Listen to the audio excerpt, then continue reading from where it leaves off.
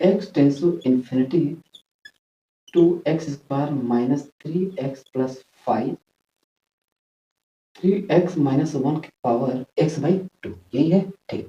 Upon कितना है 3x² plus 5x plus 4 bracket में क्या है 3x प्लस 2 का x/2 यही है। अब देखो अगर मैं लिमिट पास करा दूं तो क्या बन जाएगा इन्फिनिटी। तो यहाँ लगा सकते हैं क्या एल हॉस्पिटल रूल लगा सकते हैं। लेकिन मैं कह रहा हूँ अगर तुम एल हॉस्पिटल रूल लगाने चले ना तो लंका लग जाएगा। इसी क्वेश्चन को तुम सॉल्व करते करते ना तुम्हारा अच्छा खासा 5 से 10 मिनट अच्छा खासा जाएगा। तो मैं कह रहा हूँ ये रूल मत लगाओ भैया। मैं वही तरीका बताऊंगा जो तुम्हें कम से कम टाइम में क्वेश्चन को विद इन मिनट के अंदर उड़ जाए क्वेश्चन। वो तरीका बताऊंगा और वो भी वैलिड रहेगा। ये नहीं कि इसी क्वेश्चन में लगेगा उसके बाद आगे लगेगा नहीं। जहाँ जहाँ कॉम्प्लिकेटेड है ना वहां पर वो तरीके अपनाना और तोड़ मोड़ के वो आंसर तक तुम्हें पहुंचाएगा गारंटी है ठीक। तो चलो अब इसको सॉल्व करते हैं ठीक। तो अगर ये इन्फिनिटी है थोड़ा सा सोचना है।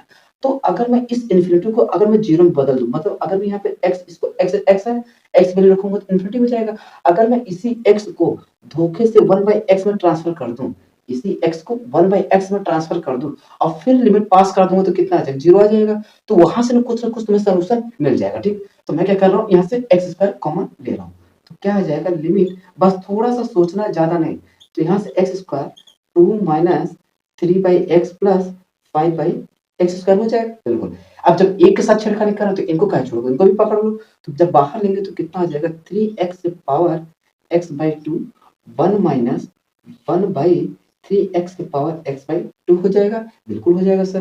जब इतनी बात समझ में आ गया तो फिर आगे क्या दिक्कत है। तो कितना आ गया 3 प्लस 5/x प्लस 4/x² ठीक। यहाँ से भी कॉमन ले लो। जब एक के साथ छेड़खानी तो सब के साथ छेड़खानी। तो कितना आ जाएगा 1 प्लस 2/3x की पावर x/2। इतनी बात समझ में जो कट जाए उसको काट दो झंझट ही खत्म। अब देखो ना सीधा डायरेक्ट लिमिट पास कराओ। तो अगर मैं यहाँ लिमिट पास कराता हूँ तो ये वैल्यू क्या हो जाएगा जीरो हो जाएगा भाई 1/x। अगर इन्फिनिटी पास करूंगा तो जीरो हो जाएगा। ये भी क्या हो जाएगा जीरो ये भी क्या हो जाएगा जीरो ये भी क्या हो जाएगा जीरो। तो बचा कितना 2/3 कितना आ गया 2/3। लेकिन ध्यान देना अभी इसके साथ लिमिट मत पास करो पास कराना करा सकते हो। तो एक चीज बताओ अगर मैं कह दूं limit x tends to infinity 1 plus p/x की पावर मान लेता हूँ चलो x दे दे कितना दे दे x। तो इसका अगर तुम इंटीग्रेशन वैल्यू निकालोगे तो क्या आ जाएगा e की पावर x आएगा सर e की पावर p आएगा। क्या आएगा e की पावर p आता है कि नहीं। अब देखो कैसे अगर मैं यहाँ लिमिट पास करा दूं तो कितना जो 1 की पावर इन्फिनिटी तो ट्रांसफर करते हो क्या e की पावर लिमिट मैं थोड़ा सा याद दिला रहा हूँ ध्यान देना e के power infinity 1 plus p/x minus 1 into क्या करते हो x करते हो कि नहीं 1 से 1 गया तो e के power limit x tends to infinity तो क्या बचेगा p/x इंटू x गया तो e के पावर क्या गया p। तो क्या मैं डायरेक्ट कर दूं अगर डायरेक्ट करूंगा तो कितना आ जाएगा ध्यान देना लिमिट भी वैल्यू डायरेक्ट पास करा दूंगा तो यहाँ से आ जाएगा कितना ध्यान देना। अगर नहीं तो नहीं आ रहा है कोई दिक्कत नहीं मैं इसको कर दे रहा हूँ कोई दिक्कत नहीं। तुम्हें अगर दिक्कत है तो मैं यहाँ पर एक लाइन थोड़ा बढ़ा दूंगा एक करूंगा दूसरे डायरेक्ट करूंगा 1 माइनस 1/3x के पावर x/2।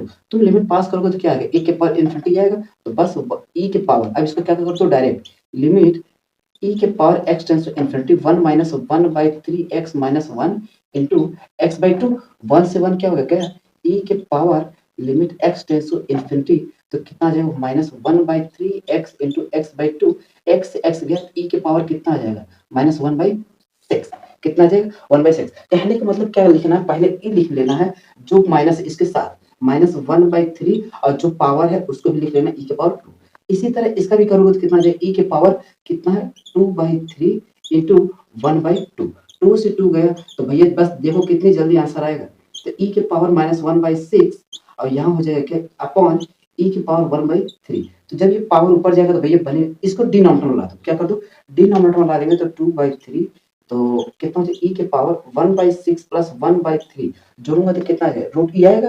भाई इतनी तो कैलकुलेशन फास्ट रखना है मेरे साथ अगर कैलकुलेशन करना है तो फिर अगर इसको जोड़ूंगा तो कितना आ जाएगा e के पावर 1/2 तो मैं इसको क्या लिख सकता हूँ रूट e लिख सकता हूँ क्या क्या लिख सकता हूँ रूट e लिख सकता हूँ बिल्कुल। अगर नहीं हो तो 6 3 9 18 ठीक। अब इसका आंसर देख लेते हैं मैच करा लेते हैं तो मुझे लगता है बी ऑप्शन होगा ठीक। तो देखो यार अगर ये सब चीजें पता कर अगर पता है ना ये सब चीजें ध्यान देना बेसिक में मैंने पूरा पढ़ा रखा हूँ। क्वेश्चन को देखते हुए कैसे पहचान लोगे कि हाँ यही चीज है ये चीजें तभी आ सकता है जब तुम अच्छा खासा पीवाईक्यू लगाए रहोगे। और अगर तुम इधर-उधर की मॉड्यूल, इधर-उधर का क्वेश्चन करे रहोगे, तो ज़िंदगी में नहीं कर सकते, गारंटी के साथ करो। वैसे तुम्हें क्वेश्चन मिल जाएगा तो कर लोगे, लेकिन ऑन द स्पॉट जब तुम्हें क्वेश्चन इस टाइप का मिलेगा ना, तो उस टाइम पे तुम्हारा दिमाग क्लिक नहीं करेगा कि हाँ, अब यही चीज़ें होगा। ये चीज़ें दिमाग तभी क्लिक करता है जब तुमने ढेर सारे पीवाईक्यू लगाए रखोगे, ठीक? अब ऐसा नहीं मैं कहूँगा पहले एक बार बेसिक लगाओ, फिर मॉड्यूल लगाओ, फिर आके तुम जेईई का क्वेश्चन करो, नहीं। मैं कह रहा हूँ इंस्टेंट तुमने कहीं से कॉन्सेप्ट सीखा तो तुरंत जेईई का क्वेश्चन लगाओ, पीवाईक्यू लगाओ। तुम मानता हूँ कि शुरू में तुम्हें थोड़ा-सा दिक्कत होगा, अगर तुम्हें दिक्कत होगा तो स्टेट बोर्ड का जितना पीवाईक्यू है, उसको लगाओ।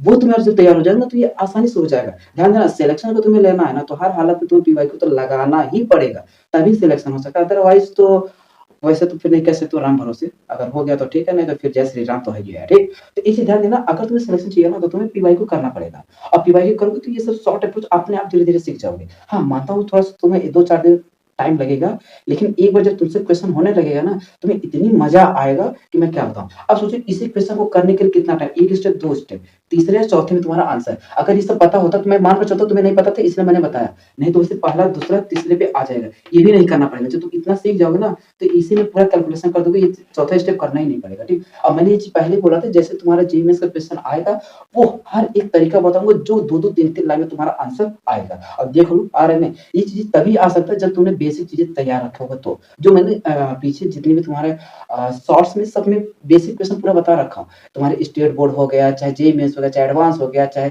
जो भी देखो सब मिलेगा यार, उसमें मैंने न जाने कितने क्वेश्चन कराए हैं, ठीक? बाकी चलो आगे देखते हैं।